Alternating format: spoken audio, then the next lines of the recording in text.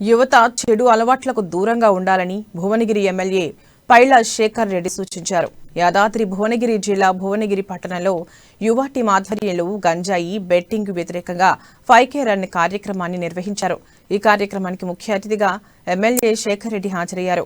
యువత చెడు వ్యసనాలకు దూరంగా ఉండాలని, భవిష్యత్ లక్ష్యాలను ఎంచుకుని ముందుకు సాగాలని పిలుపునిచ్చారు.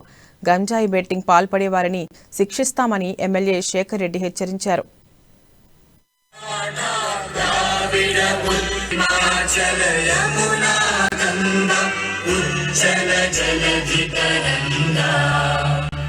तव शुभ नामे तव शुभ